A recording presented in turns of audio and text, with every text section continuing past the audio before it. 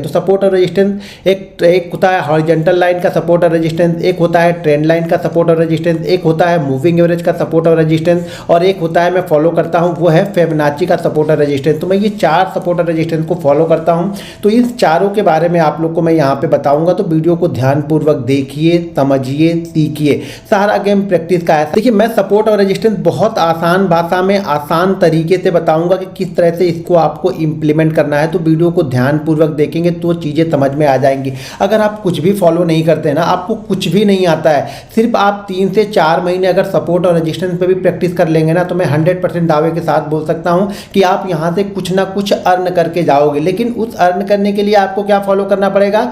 Rules, risk management और money management. देखिए ये चीज़ें अगर आपको नहीं आती हैं, अगर आपको रिस्क मैनेजमेंट, मनी मैनेजमेंट आप फॉलो नहीं करते हो, तो दुनिया की कितनी भी अच्छी स्ट्रेटजी आपको मिल जाए ना, आप लॉस में ही रहोगे। तो सबसे जरूरी काम है वो रिस्क मैनेजमेंट और मनी मैनेजमेंट का। अगर इस पर आप लोग को वीडियो चाहिए तो इस वीडियो के नीचे फटाफट कमेंट करके मुझे बताइए, तो मैं नेक्स्ट वीडियो सपोर्ट और रेजिस्टेंस के साथ में आपको रिस्क मैनेजमेंट और मनी मैनेजमेंट की वीडियो भी बना के आप लोग के लिए डालूंगा। देखिए ये एक प्रोसेस है, किसी एक चीज़ से पैसा नहीं बनेगा। आप कोई स्ट्रेटजी सीख जाओगे, इससे पैसा नहीं बनेगा। उस स्ट्रेटजी को काम करने के लिए, जैसे कि आप मान लो कि आप गाड़ी को ड्राइव करते हो, तो सिर्फ एक्सीलेटर से आपका काम नहीं चलेगा। आपको एक्सीलेटर के साथ में क्लच भी चाहिए, हैंडल को भी संभालना पड़ेगा, सामने देखना भी पड़ेगा, रोड की कैसी है उसकी एनालिसिस आपको करनी पड़ेगी, ब्रेक भी चाहिए। ये सबका कॉम्बिनेशन मिला के आपको स्पीड तय करनी है। यहाँ पे लोग आते हैं, डीमेट अकाउंट ओपन कर लेते हैं, उसके बाद उनको लगता है कि बस मैं सब कुछ सीख गया हूँ। तो आप किसी एक चीज़ को अप्लाई कीजिए, किसी एक चीज़ को पहले अप्लाई कीजिए, उस चीज़ में आप मास्टर हो जाइए।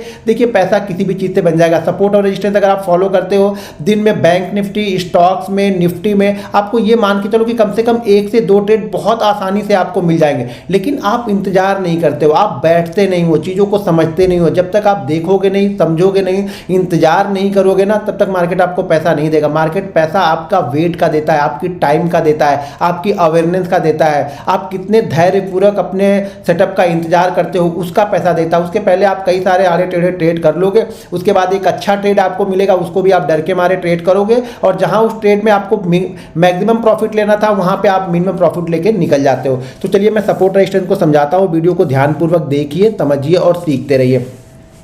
देखिए सपोर्ट रेजिस्टेंस ना बहुत आसान, इसको आइडेंटिफाई करना है, बहुत ही आसान। मैं पहले तरीकों को बताता हूँ। जो हॉरिजॉन्टल लाइन में सपोर्ट और रेजिस्टेंस हमारे बनते हैं ना, मैं उसके बारे में यहाँ पे बताता हूँ, उसको किस तरीके से ट्रेड करना है, क्या क्या चीज़ें वहाँ इंपॉर्टेंट है। नेक्स्ट वीडियो मैं ट्रेंड लाइन पे बना दूंगा, उसके बाद मूविंग एवरेज के सपोर्ट और रेजिस्टेंस को। जनरली आप 1 से 2 ट्रेंड लाइन और ये वीडियो देख लेंगे ना, तो फिर मूविंग एवरेज वाली वीडियो नहीं भी देखेंगे तो भी आपका काम चल जाएगा, क्योंकि किसी एक चीज़ में परफेक्ट होना यहाँ पे जरूरी है। तो सपोर्ट और रेजिस्टेंस की मैं 4 चीज़ें फॉलो करता हूं और चारों को मैं बता दूंगा। तो आप लोग उसमें से जो आपको पसंद हो या चारों को मिक्स करके देखोगे तो क्या होगा ना, किसी दिन क्या होगा, सपोर्ट और रेजिस्टेंस हॉरिजॉन्टल लाइन पे अच्छा नहीं बनेगा तो ट्रेंड लाइन पे बहुत अच्छा बनता है। जब प्राइस एक्शन चलता है ना, तो ट्रेंड लाइन पे जो सपोर्ट और रेजिस्टेंस बनते हैं वो बहुत अच्छे होते हैं। जब मार्केट रेंज के अंदर में फंसा होता है ना, तब आपको सपोर्ट और रेजिस्टेंस, हॉरिजॉन्टल लाइन वाले सपोर्ट और रेजिस्टेंस बहुत अच्छा वर्क करते हैं। जब मार्केट बहुत तेजी से ऊपर या नीचे जाता है, देखिए मैं सब चीज़ें बता रहा हूँ, आप लोग चीज़ों को एनालिसिस नहीं करते। जब मार्केट बहुत तेजी से ऊपर या नीचे जाएगा तो वहाँ पे आपको फिबोनाची वाली जो रिट्रेसमेंट का सपोर्ट और रेजिस्टेंस होता है वो बहुत अच्छा वर्क करता है। तो सबके अपने अपने तरीके हैं। तो मैं अभी ये बता रहा हूँ कि मान लीजिए मार्केट एक रेंज फंसा हुआ, उसके सपोर्ट और रेजिस्टेंस को हम किस तरह से फॉलो करते हैं, कैसे देखते हैं, कैसे ट्रेड करते हैं, वो सारी चीजें मैं यहाँ पे बता रहा हूं, मैं ड्रॉ कर रहा हूं। मान लीजिए मार्केट यहां से निकलता है, इस पॉइंट से मार्केट निकलता है, एक बार मार्केट इस पॉइंट के आसपास में कहीं पे जाता है, ठीक है। जितना आसान यहां पे दिखेगा उतना आसान वहां पे नहीं होगा। ध्यान रखना, लाइव मार्केट में चीजों को आइडेंटिफाई करना बहुत मुश्किल होता है। उसके लिए आपको एक प्रैक्टिस की जरूरत होती है, बहुत कठिन परिश्रम आपको करना पड़ेगा और उस जगह पे जाकर डिसीजन लेना पड़ता है। डिसीजन क्या होता है, लोग यहाँ पे डिसीजन नहीं लेते, इंतजार करते रहते हैं। तो यहाँ पे आपको डिसीजन लेना पड़ता है। देखिए जब यहाँ पे हम ट्रेड ले रहे हैं ना, तो अपनी एनालिसिस के हिसाब से हम 60-40, 70-30 या 50-50 का एक ट्रेड यहाँ पे लेते हैं। वो निकल जाने के बाद ट्रेड आपका चल गया तो वही 100% आप प्रॉफिट हो जाओगे। ये सक्सेस रेट इसका 100% हो गया। मान लीजिए ये नहीं गया तो 50% हो जाएगा। जब इसी तरह से आप 10-20 ट्रेड करोगे ना, तब उसका सक्सेस रेट आप निकाल पाओगे, तो आपको समझ पाओगे कि किस तरीके से आप ट्रेड कर रहे हो। तो यहाँ से मार्केट चला, मार्केट आके यहाँ पे रुक गया, फिर से मार्केट यहाँ से नीचे आया, यहाँ से रुका, यहाँ पे कुछ प्रॉफिट बुकिंग आ गई, यहाँ पे सेलर एक्टिव हो गए, मार्केट को नीचे लेके आए, मार्केट यहाँ पे नीचे आया, फिर से मार्केट ऊपर की साइड में गया और इसी जगह के आसपास मार्केट आके फिर से रुकने लगा। तो तो मार्केट यहाँ पे आके रुक गया। तो ये एरिया हमारा क्या हो गया, देखिए पहली बार मार्केट यहाँ पे गया, इस जगह पे रुक गया, मार्केट दूसरी बार भी आया, इसी जगह पे रुक गया। तो ये वाला एरिया क्या हो गया हमारे लिए, रेजिस्टेंस हो गया। इसको हम रेजिस्टेंस आइडेंटिफाई करने लगेंगे। मैं एक चीज़ बहुत आसानी से आप लोग को समझाता हूँ। अगर आप बिल्कुल नए हो, 2 महीने 6 महीने साल भर से आप मार्केट में हो और आप प्रॉफिटेबल नहीं हो, तो इसको भी मत मानो। आप ये मानो कि मार्केट जब एक बार और जाएगा और इस तीसरी बार यहाँ पे आएगा ना, तब मैं मानूंगा कि ये रेजिस्टेंस बन चुका है। ये रेजिस्टेंस फर्स्ट हो गया, सेकंड टाइम आके इसी रेजिस्टेंस के आसपास में रुका, और थर्ड टाइम भी इसी जगह के आसपास बैंक निफ्टी आ चुका है। ठीक है, ये हम मानते हैं कि हम डेली चार्ट पे ये सारी चीजें देख रहे हैं। देखिए सबसे पहले तो आपको डेली चार्ट पे समझना होगा। अगर आप डेली चार्ट में ट्रेंड को नहीं समझोगे ना, तो सपोर्ट रेजिस्टेंस को आप अच्छी तरीके से ट्रेड नहीं कर पाओगे। जिस ट्रेंड में मार्केट होता है ना, उस तरीके से वो काम करेगा। ट्रेंड की साइड में बहुत अच्छा मूव देगा, ट्रेंड के अगेंस्ट मूव स्लो होता है, तो ये ध्यान रखिएगा। तो मार्केट यहां से निकला, फर्स्ट टाइम यहां पे इसने रेजिस्टेंस लिया, सेकंड टाइम मार्केट फिर से नीचे आया और ऊपर गया, तो सेकंड टाइम इसी जगह पे रेजिस्टेंस लिया। अब ये सप्लाई जोन मतलब हो गया कि मार्केट जब भी यहां पे आता है ना, तो कोई खरीदने के लिए यहां पे तैयार नहीं हो रहा है, यहां पे बेचने के लिए लोग तैयार हो रहे हैं। कौन से लोग, जिन्होंने यहां पे बाइंग किया है वो बेचने के लिए तैयार हो रहा है, या फिर नए सेलर भी इस जगह एक्टिव हो जा रहे हैं। तो उन लोग को लग रहा कि नहीं यार, मार्केट इसी जगह पे जा जाके कंटिन्यू नीचे आ रहा है, तो नए सेलर भी यहाँ पे एक्टिव हो जाएंगे। तो ये एरिया हमारे लिए रेजिस्टेंस हो गया। अब रेजिस्टेंस कोई एक पॉइंट नहीं होगा, हो सकता है बैंक निफ्टी यहाँ से निकला और ये गया यहाँ पे मान लीजिए 32,420 पे, सेकेंड टाइम ये यहाँ पे आया और इस बार क्या किया, 32,420 भी नहीं गया, ये हो गया 32,380 पे ही घूम गया। तो ये एक जोन बनता है, ठीक है ना, एक जोन होती है। जैसे मैं एक लाइन यहाँ पे रेक्टेंगल आप ड्रॉ कर लो, ठीक है, तो इस तरह की एक लाइन, एक जोन ड्रॉ करते हैं कि 420 से 380 यहाँ पे गया। अब तीसरी बार बैंक निफ्टी वापस गया और वापस इस जगह पे आके इसने ट्रेड किया, इस जगह पे आके ट्रेड कर रहा। हो सकता है ये वाला जो लेवल होगा वो होगा यहाँ पे 42,400, मान लीजिए 400 का होता है। अब ये तीन अलग अलग रेजिस्टेंस बनाया, लेकिन ये एक जोन बनाया। देखिए जब कोई भी स्टॉक्स होता है ना, स्टॉक्स हो, इंडेक्स हो, कोई भी होगा ना, तो ये हम मान के चलते हैं कि 0.5% से 1% की एक रेंज बन सकती है। हो सकता है बैंक निफ्टी वही रेंज 250 से 300 पॉइंट की भी बना सकता है। ठीक है, स्टॉक्स कोई हो तो 1% मान लीजिए 1000 का स्टॉक्स है, तो हो सकता है कि 8 रुपये से 10 रुपये की एक रेंज बनाए। तो एक रेंज होती है, उस रेंज को हम सपोर्ट या रजिस्टेंस मानते हैं। तो यहाँ पे हम क्या फॉलो कर रहे हैं, रेजिस्टेंस को। तो मान लिए कि ये हमारा रेजिस्टेंस बन गया। अब ये 3 जोन हमारे निकल गए। बैंक निफ्टी ने एक दिन कहाँ पे क्लोज किया, 400 पे, एक दिन कहाँ पे क्लोज किया, 380 पे, एक दिन कहाँ पे क्लोज किया, 420 पे। अब ये 3 अलग अलग लेवल हमारे पास में है।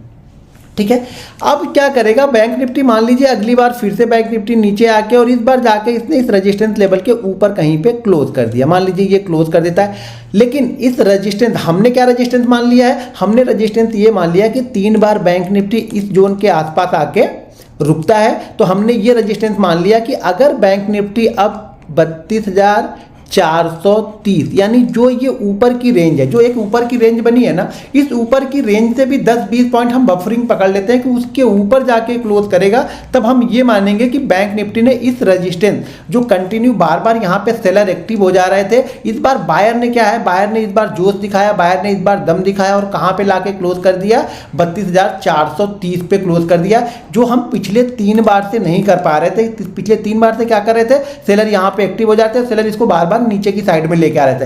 अब ये 430 पे इसने क्लोज कर दिया, मतलब अब बैंक निफ्टी ने इस रेजिस्टेंस को क्लोज कर दिया, यानी इस रेजिस्टेंस के ऊपर निकल गया। मतलब ये क्या हो गया, ब्रेकआउट हो गया। ठीक है, ये क्या हो गया, हमारा ब्रेकआउट हो गया, यानी मार्केट ने ब्रेकआउट कर दिया है। जो रेजिस्टेंस बार बार बन रहा था वो ब्रेकआउट हो गया। तो यहां पे 2 तरह की चीजें होती है, आप चीजों को ध्यान से समझिएगा। अगर ये डेली चार्ट पे मान लीजिए इसी लेवल के आसपास, मान लीजिए 400 का ब्रेकआउट है, एक लेवल बता रहा हूँ, अभी फॉलो करना है, बहुत सारी चीज़ें इसमें भी इंप्लीमेंट करते हैं। तो मान लीजिए ये 450 460 के ऊपर जाके बैंक निफ्टी ने क्लोज कर दिया है। ठीक है, अगले दिन 2 चीज़ें यहाँ पे हो सकती। ठीक है, या तो इसने ये ब्रेकआउट के ऊपर आसपास क्लोज किया, तो हो सकता है कि गैप डाउन ही ओपन हो जाए, या फिर बहुत बड़ा गैप अप ओपन हो जाए। देखिए बहुत बड़ा गैप अप ओपन हो जाता है ना, तो उस कंडीशन में हमेशा प्राइस एक्शन को ही फॉलो करना चाहिए। बहुत बड़ा गैप अप ओपन हो गया तो हमेशा उस कंडीशन में प्राइस एक्शन को ही आपको नेक्स्ट डे फॉलो करना पड़ेगा। ठीक है, अगर गैप डाउन हो गया तो ये चीज़ें ध्यान रखना कि अगर ब्रेकआउट के बाद गैप डाउन हो गया और गैप डाउन के बाद ये पहले 10-15 मिनट के लो को ब्रेक नहीं किया ना, तो ये आप मान के चलना कि 10 टाइम में से कम 8 टाइम मार्केट यहाँ से रिकवर करेगा और ये ब्रेकआउट लेवल है उसके ऊपर जाकर ट्रेड करना स्टार्ट करेगा। ये एक्सपीरियंस से बता रहा हूँ। कब? जब मार्केट ब्रेकआउट करे और ब्रेकआउट के बाद पहले 10-15 मिनट के लो को ब्रेक ना करे, ये ध्यान रखना, पहले 10-15 मिनट के लो को वो ब्रेक ना करे तो मार्केट कंटिन्यू ऊपर की साइड में निकल जाता है। ये बहुत बड़ा गैप डाउन नहीं, ऐसा नहीं कि 3% गैप डाउन हो जाएगा तब भी हम ये चीज़ें कर रहे हैं। ये इसी लेवल के पास, मान लीजिए हमने 430 पे क्लोज किया तो ये हो सकता है 300 पे ओपन हो जाए, 250 पे गैप डाउन ओपन हो जाए। पहली कैंडल यहाँ पे इंपॉर्टेंट होती है ट्रेड करने के लिए, ब्रेकआउट लेवल को। ये मैं चीज़ें बता रहा हूँ कि मार्केट आज क्लोज किया तो हम कल किस तरीके से ट्रेड कर रहे हैं। ऐसे ही सपोर्ट और रेजिस्टेंस इंट्राडे में भी बनते हैं, तो इंट्राडे की वीडियो आप लोग के लिए नेक्स्ट वीडियो बनाऊंगा, क्योंकि वीडियो बहुत बड़ी हो जाएगी तो चीज़ें समझ में नहीं आएगी। पहले सपोर्ट और रेजिस्टेंस डेली चार्ट पे आप फॉलो करो। जैसे आज मैं वीडियो बना रहा हूँ तो इसको आप नेक्स्ट वीक के लिए आप बैंक निफ्टी पे सपोर्ट रेजिस्टेंस निकाल लो, निफ्टी पे निकाल लो, स्टॉक्स पे निकाल लो, 4-5 स्टॉक्स निकालो और देखो वो कब ब्रेकआउट करता है और ब्रेकआउट के बाद उसकी मूवमेंट को पहले ट्रैक करो। ठीक है, तो ये यहाँ पे क्लोज होने, यहाँ पे अगर ओपन होता है ना तो यहाँ से बहुत तेजी से ऊपर की साइड में ये निकल सकता है, अगर पहले 5-7 मिनट ये लो को ब्रेक नहीं करता है तो। अब मान लो ये 430 के आसपास का इसने क्लोज किया है और उस दिन शायद इसने, हो सकता है कि हाई इसने 32,500 का लगाया हो। किस दिन? जिस दिन इसने ये क्लोज किया है 32,500 को लगाया, और अगर आज ये 32,500 के नीचे ही ओपन हो रहा है और जैसे ही 500 को निकालेगा ना, यहाँ पे बहुत तेज मूवमेंट आपको होती हुई दिखेगी इंट्राडे में। क्यों? क्योंकि एक तो हमने जो रजिस्टेंस था उस रजिस्टेंस लेवल के नीचे हमने ऊपर हमने क्लोज कर दिया। तो जो लोग ये सोच रहे थे कि शायद कल हम देखते हैं कि शायद इस रजिस्टेंस के ऊपर तो क्लोज कर रहा है लेकिन बहुत ज़्यादा ऊपर क्लोज नहीं कर रहा, तो वो पोजीशन शायद 10-20 पॉइंट 100 पॉइंट का रिस्क लेके और पोजीशन को लेके जा सकते हैं। तो वो कब पोजीशन को कवर करेंगे? जैसे ही ये कल वाले हाई को निकालना स्टार्ट करेगा ना, जैसे कल वाला हाई इसके लिए अब रजिस्टेंस, आज के लिए रजिस्टेंस क्या हो गया अभी, जैसे मान लीजिए 500 का इसने हाई लगा दिया, ठीक है, आज की क्लोजिंग इसने 430 पे दे दी। अब जैसे कल ये 500 के नीचे ही ओपन होगा और जैसे ही 500 को क्रॉस करेगा ना, यहाँ फटाफट शॉर्ट कवरिंग स्टार्ट हो जाएगी। यानी जो ये लोग ने आज पोजीशन यहाँ पे कवर करके नहीं गए, वो सभी लोग अपनी पोजीशन को कवर करेंगे क्योंकि उनका लॉस अब बढ़ जाएगा। क्योंकि पिछले जो रजिस्टेंस बना रहा था मार्केट, उस रजिस्टेंस के ऊपर जाके ट्रेड करना स्टार्ट किया है। तो यहाँ पे क्या होगी, ये लोग पोजीशन को कवर करेंगे और बहुत सारे लोग वेट करते रहते हैं कि मैं ब्रेकआउट पे ही ट्रेड करूंगा। जैसे मैं ब्रेकआउट ट्रेडर हूं, ज्यादातर मैं ब्रेकआउट को ट्रेड करता हूं, तो मैं इंतजार यहां पे करता रहूंगा कि जैसे ब्रेकआउट होगा मैं ट्रेड करूंगा अगले दिन। तो ये 500 के ऊपर की जो मूवमेंट होगी ना, ये बहुत फास्ट मूवमेंट होगी। अब इसके ऊपर का फिर रेजिस्टेंस क्या होगा? देखिए यहाँ पे तो रेजिस्टेंस को इसने ब्रेक कर दिया, इसके ऊपर वो रेजिस्टेंस होगा जो पिछले बार से ये गिरते हुए जहाँ से गिरना स्टार्ट किया होगा और जो उसने एक स्विंग हाई लगाया होगा, वो जाते वक्त यहाँ पे रेजिस्टेंस होगा। यहाँ पे मैंने नीचे का ही दिखाया आप लोग को। मान लेते हैं, एक मिनट में इसको जरा हटा देता हूँ। हाँ, तो इसका अगला रेजिस्टेंस क्या होगा? रेजिस्टेंस ये होगा जहाँ से ये लास्ट टाइम जो इसका प्रीवियस हाई, जैसे मार्केट यहाँ से गिरना स्टार्ट किया, यहाँ से एक बार हाई लगाया और ये यहाँ पे मान लीजिए ये लेवल यहाँ पे है और यहाँ से वापस ये बाउंस बैक करके यहाँ गया और यहाँ से ये गिरना स्टार्ट किया, तो हमारे पास ये 3 रेजिस्टेंस बने। और रेजिस्टेंस के बाद ये कहाँ तक जाएगा? तो रेजिस्टेंस के बाद जो ये पिछला स्विंग हाई इसका लगा होगा, रेजिस्टेंस क्रॉस करने के बाद, ध्यान दीजिएगा, रेजिस्टेंस क्रॉस करने के बाद जो पिछला स्विंग हाई लगा होगा वो, या फिर यहाँ पे अगर कोई इसने सपोर्ट बनाया होगा तो वो हमारा अगला रेजिस्टेंस होगा, या ये रेजिस्टेंस होगा और वो हमारा इसका टारगेट भी उसी लेवल के आसपास होगा। अब मान लीजिए इससे और इसकी बीच की दूरी मान लीजिए 1000 पॉइंट है, तो हम ये मान के चलेंगे कि हमारा टारगेट यहाँ से 800 से लेकर के 1000 पॉइंट के बीच का हमारा यहाँ पे टारगेट हो सकता है, ठीक है। और अगला रेजिस्टेंस भी यहीं पे बैंक निफ्टी को मिलेगा। ये जरूरी नहीं है कि ये रेजिस्टेंस बिल्कुल पास में जाके टच करे, हो सकता है उसके पहले बना दे, कुछ यहाँ पे चीज़ें आपको दिखने लगे, चार्ट पैटर्न में कुछ चीज़ें दिखने लगे जिससे हम आइडेंटिफाई करते हैं कि हाँ अगला रेजिस्टेंस ये यहाँ पे बना रहा है। टारगेट के लिए नेक्स्ट चीज़ें और भी देख सकते हैं। टारगेट के लिए ये भी देखते हैं कि ये जो रेंज बनी है, ये रेंज कितनी बनी है, तो इस रेंज को भी हम टारगेट पकड़ते हैं। मान लीजिए ये रेंज 800 की है, तो नेक्स्ट टारगेट हमारा 700 से 800 का भी होगा। तो टारगेट के लिए ये रेंज पकड़ लेते हैं। और अगला रेजिस्टेंस कहाँ पे मिलेगा? तो जहाँ से इसने गिरना स्टार्ट किया था या पिछला जो इसका स्विंग हाई लगा होगा, वो हमारे लिए अगला रेजिस्टेंस होगा, क्योंकि पिछली बार ये स्विंग हाई बना के इस जगह के आसपास गया था और यहीं से ये गिरना स्टार्ट हुआ था। तो यही हमारे लिए अगला यहाँ पे टारगेट भी होगा और यही हमारे लिए अगला रेजिस्टेंस भी यहाँ पे बैंक निफ्टी को या स्टॉक्स को या जो भी चार्ट आप देख रहे हो उस चार्ट को यहाँ पे मिलेगा। तो चार्ट को सबसे आसान भाषा में मैं आप लोग को बता रहा हूँ, सपोर्ट रेजिस्टेंस को, तो इसको ध्यान से देखिए। अब सेम काम, यही काम बैंक निफ्टी करता है जब सपोर्ट लेता है। जब सपोर्ट में भी सेम चीज़ें होती है, जैसे ये यहाँ पे सपोर्ट बना रहा है, मान लीजिए अगर ये सपोर्ट को यहाँ से सपोर्ट को ब्रेक करेगा तो यही इसका टारगेट हो जाएगा। जैसे ये सपोर्ट 3 बार इसको जाके सपोर्ट ले रहा है, अभी तक हम रेजिस्टेंस देख रहे थे। मान लीजिए बैंक निफ्टी क्या कर रहा है, ये ऊपर से आया, ठीक है, यहाँ पे इसने एक रेंज बनाया, और ये मान लीजिए ये सपोर्ट बनाते हुए चल रहा है, ये ऊपर ये रेजिस्टेंस बनाते हुए चल रहा है। इस बीच के जो ट्रेड होते हैं ना, यही ट्रेड यहाँ पे फास्ट मूवमेंट का कारण बनते हैं। जो इस बीच में जो ट्रेड लोगों ने लिए होते हैं ना, होप ट्रेड इसको बोलते हैं। मान लीजिए छोटी सी रेंज, अगर ये बड़ी रेंज है तो हो सकता है इस सपोर्ट के पास में आके लोग बाइंग करें, रेजिस्टेंस के पास आके लोग सेल करें, सपोर्ट के पास आके बाइंग करें, रेजिस्टेंस के पास आके सेल करें। ये भी सारी चीज़ें बताऊंगा। पहले इस वीडियो को ध्यान से देखिए कि सपोर्ट रेजिस्टेंस किस तरह से बाइंग करेंगे या किस तरीके से हम सेल करेंगे। उसके बाद सपोर्ट रेजिस्टेंस को ही किस तरीके से ट्रेड करेंगे वो भी बताऊंगा। तो यहाँ पे अब ये मान लीजिए ये क्या कर रहा है, ये यहाँ पे सपोर्ट बना रहा है। जब मार्केट यहाँ से ऊपर की साइड से यहाँ पे आएगा, इस जगह पे कुछ चीज़ें बनेंगी। ये सपोर्ट मान लीजिए बन रहा हो 32,000 का हो सकता है, ये 32,000 का बना हो सकता है, वो 31,800 का हो सकता है यहाँ पे ये 31,900 का हो।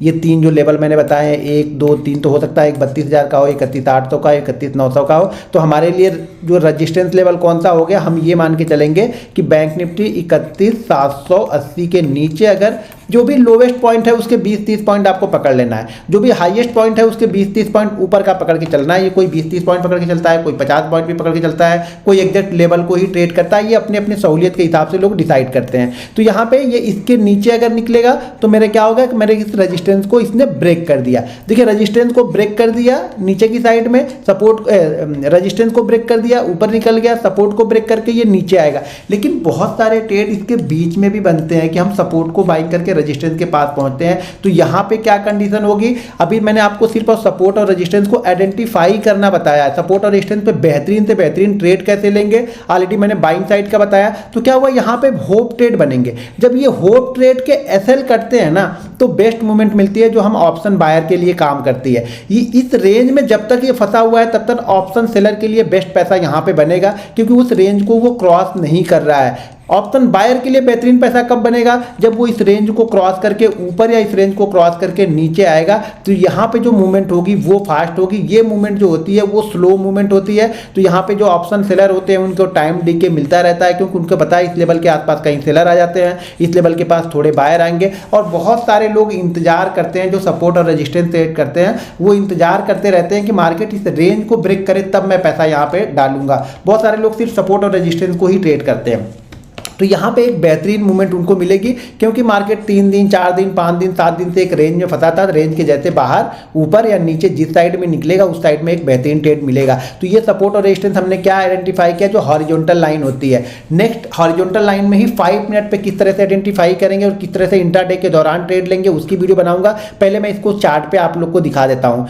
अब यहाँ पे देखिए, जैसे ये 43,000 का लेवल था, ये 43,000 का लेवल कई बार इसने टेस्ट किया था और ये इसके लिए क्या था, सपोर्ट का काम कर रहा था। ये 43,000 जो था वो सपोर्ट का काम कर रहा था। और जैसे ही 43,000 को उसको ब्रेक किया उस दिन देखेंगे तो ये जो कैंडल है ये 1200 से 1500 पॉइंट की कैंडल है। जैसे इसने इस लेवल को ब्रेक किया था वहां से ये 600 से 700 पॉइंट बैंक निफ्टी मेरे ख्याल से सिर्फ 10 से 15 मिनट में आया था।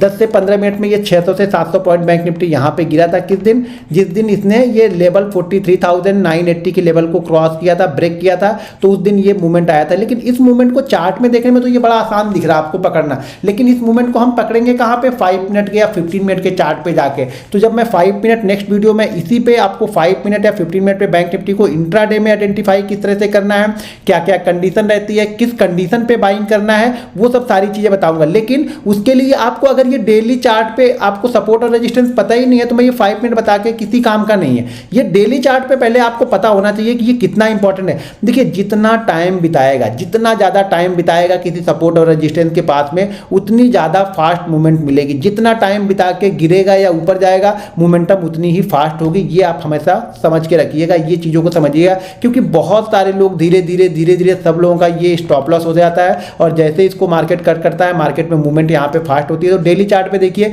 जैसे डेली चार्ट में 43 को इसने ब्रेक किया, ये कहाँ पे आ गया, 41,500 आ गया। 3 दिन में 41,500, यानी यहाँ पे 1500 पॉइंट की मूवमेंट आपको 3 दिन के अंदर मिल गई। और ऊपर यहाँ पे इस जगह पे देखेंगे तो शायद ये 500 पॉइंट की मूवमेंट में इसने 10-12 दिन का टाइम निकाला हुआ। उसी तरह से अब क्या, मैंने जैसे लास्ट वीडियो मैंने क्या बताया कि अगला हमारा रेजिस्टेंस क्या होगा। अब ये रेजिस्टेंस यहाँ पे बनाया, देखिए पहली बार एक बार इसने इससे बाउंस बैक लिया, फिर वापस यहाँ पे बाउंस बैक लिया। अब पिछले 2 दिन से ये क्या कर रहा था, इसी जगह के आसपास ये घूम रहा था, ठीक है। अब जैसे इसने वापस फिर 43, देखिए यहाँ पे क्या था 43, जैसा कि मैंने बताया कि 43 अब इसके लिए रेजिस्टेंस होगा, क्योंकि 43 को ही पहले ये सपोर्ट मान के चल रहा था। जैसे इसने सपोर्ट को ब्रेक किया, एक फास्ट मूवमेंट आपको देखने को मिली। अब जैसे इसने रेजिस्टेंस को ब्रेक किया, वापस इसमें एक फास्ट मूवमेंट देखने को मिली, और ये यहाँ पे देखिए 300 साढ़े 300 पॉइंट का मूवमेंट ये मेरे ख्याल से ना सिर्फ और सिर्फ 25 मिनट में है। ये 300 साढ़े 300 पॉइंट का मूवमेंट 25 मिनट में यहाँ पे आपको मिला था। ये फास्ट मूवमेंट, क्यों फास्ट मूवमेंट मिली, क्योंकि ये 43 का पहले सपोर्ट था, सपोर्ट को ब्रेक किया तो नीचे की साइड में एक अच्छा पैसा यहाँ पे सेलर लेके गए, जिन्होंने सेल किया होगा, जिन्होंने पुट लिया होगा, अच्छा पैसा बना के गए। यहाँ पे वापस फिर से ये 2-3 दिन होप ट्रेड बने कि शायद मार्केट 43 को ना निकाले। यहाँ पे होप क्या बन रहा था कि शायद मार्केट 43 को ब्रेक ना करे, लेकिन जैसे ब्रेक किया बड़ी क्वांटिटी, क्योंकि बहुत दिनों से असल ये हिट नहीं किया था, बहुत दिनों से 43 को रिस्पेक्ट कर रहा था, तो बहुत सारे लोगों की यहाँ पे 43 पे इनका क्या लगा होगा, एसएल लगा होगा। जैसे एसएल कट हुए, बहुत सारे लोग ने कोई एसएल कट हुआ, बहुत सारे नए लोग यहाँ पे सेलिंग करने की अपॉर्चुनिटी ढूंढ रहे थे, उनको अपॉर्चुनिटी मिल गई। इसी जगह पे यहाँ पे क्या हो रहा था कि 3-4 दिनों से ये 43 को ऊपर की तरफ निकाल नहीं पा रहा था, तो बहुत सारे लोगों के क्या हो गए यहाँ पे, जिन्होंने शॉर्ट किया होगा उनके एसएल लगे होंगे कि यार 43 को निकालेगा तभी मैं निकलूंगा। और जैसे 43 को निकाला, नए जो ट्रेडर थे जो ब्रेकआउट पे ट्रेड करते हैं वो लोग भी इंतजार कर रहे थे, वो लोग ने भी यहाँ पे ट्रेड लिया, और जो सेलर थे उनके एसएल भी होने लगे, तो यहाँ पे फास्ट मूवमेंट वापस आपको फिर से देखने को मिली। इसी तरह से आप सपोर्ट और रेजिस्टेंस को आइडेंटिफाई कर सकते हैं हर समय। जो पिछला जो सपोर्ट था, जैसे ये सपोर्ट था यहाँ पे, तो अब ऊपर जाते वक्त यही आपके लिए रेजिस्टेंस का काम करेगा। मान लीजिए बैंक निफ्टी यहाँ पे अब रुक जाता है, तो रेजिस्टेंस लेवल क्या है, ये वाला लेवल, ये वाले लेवल पे आप नजर बना के रखिएगा, वो है 43,600 के ऊपर का। यहाँ पे अगर बैंक निफ्टी इसी जगह पे 1-2 दिन यहाँ पे रुकेगा और जैसे इसको निकालेगा ना, फिर आपको एक फास्ट मूवमेंट देखने को मिलेगी। तो अगर आप सिर्फ सपोर्ट और रेजिस्टेंस को भी ट्रेड करेंगे ना, तो बहुत अच्छा पैसा आप बना सकते हैं। इसको इंट्राडे में भी हम यूज़ करते हैं, डेली चार्ट पे भी देखते हैं, लेकिन डेली चार्ट में पहले आपको ट्रेंड देखना पड़ेगा। डेली चार्ट में वो किस तरह की मूवमेंट करके आया है, तो उसके साथ वाली मूवमेंट को आप अच्छा पकड़ पाएंगे। जैसे डेली चार्ट में यहाँ पे क्या दिख रहा है कि ये सपोर्ट है, जैसे ब्रेक करेगा एक अच्छी मूवमेंट हमें मिलेगी। ये बाइंग साइड में शायद उतनी अच्छी मूवमेंट नहीं मिलेगी यहाँ पे, क्यों, क्योंकि तो लोगों को पहले से पता है कि 43,000 सपोर्ट है, और ज़्यादातर लोग यहाँ पे बाइंग करके ऑलरेडी बैठे हुए हैं ना, ज़्यादातर बाइंग करके बैठे हुए हैं। वो तो वेट कर रहे हैं कि मार्केट बाइंग करके बैठे, मार्केट ऊपर जाएगा, लेकिन मार्केट ने क्या किया, उनके अपोजिट काम किया, तो ये तेजी से नीचे की साइड में आया। यहाँ पर ज़्यादातर लोग क्या कर रहे हैं, सेल करके बैठे हुए, इसलिए कि शायद ये इसको क्रॉस नहीं करेगा। मार्केट जैसे उनके अपोजिट डायरेक्शन में गया, यहाँ पे मूवमेंट फास्ट हुए। तो ये ध्यान रखना, मार्केट अगर किसी सपोर्ट या रेजिस्टेंस को ब्रेक करता है तो बहुत अच्छा मूवमेंट वहाँ पे मिलता है। अब उस मूवमेंट को 5 मिनट में किस तरह से पकड़ेंगे, ये नेक्स्ट वीडियो में मैं आप लोग को बताने वाला हूँ। ये वीडियो मुझे आप लोग बताइए कि ये वीडियो आप लोग को कैसी लगी, इस वीडियो से आप लोगों ने क्या सीखा, मुझे कमेंट करके जरूर बताइएगा। तो नेक्स्ट वीडियो में 5 मिनट के चार्ट पे कल मैं शायद इस वीडियो को आप लोग को डाल दूंगा, तो एक एक वीडियो मैं खत्म करता जाऊँगा सपोर्ट और रेजिस्टेंस की, तो कल मैं वो वीडियो डाल दूंगा, तो उस वीडियो को आप लोग देख लीजिएगा। और देखने के बाद प्रैक्टिस, सारा गेम प्रैक्टिस का है, सारा गेम कॉन्फिडेंस का है। आप प्रैक्टिस और कॉन्फिडेंस, तो एक दिन के देखने से कुछ समझ में नहीं आएगा, ये कई बार ऐसे भी हिट करेगा आपको। जब नए जब हम चीज़ें स्टार्ट करते हैं ना, तो मार्केट ये बोलता है कि आप इसको फॉलो मत करो, आप ऐसे अंधे ट्रेड लो, मतलब कुछ भी आप ट्रेड लेते रहो, किसी चीज़ को फॉलो करके ट्रेड ना लो। लेकिन अगर आप देखेंगे किसी एक चीज़ को आप फॉलो करके ट्रेड ले रहे हो ना, तो 100-150 ट्रेड लेने के बाद मार्केट आपको नुकसान नहीं देगा। नुकसान का मतलब ये हो गया कि एंड ऑफ मंथ आप लॉस में नहीं रहोगे, भले आप 200-500 रुपये लेके जाओ, लेकिन कुछ ना कुछ आप लेके ही जाओगे। लेकिन वो कब होगा, जब कंटिन्यू किसी चीज़ को आप प्रैक्टिस करते हो। एक दिन आप सपोर्ट रेजिस्टेंस देखोगे, एक दिन ट्रेंड लाइन का देखोगे, एक दिन मूविंग एवरेज देखोगे, एक दिन कुछ और देखोगे, एक दिन इंडिकेटर लगा, एक दिन प्राइस एक्शन फॉलो करोगे, तो नहीं होगा। किसी एक चीज में पहले परफेक्ट बनो आप लोग। दोस्तों वीडियो पसंद आए तो वीडियो को लाइक और शेयर जरूर कीजिएगा। मिलते हैं नेक्स्ट वीडियो में।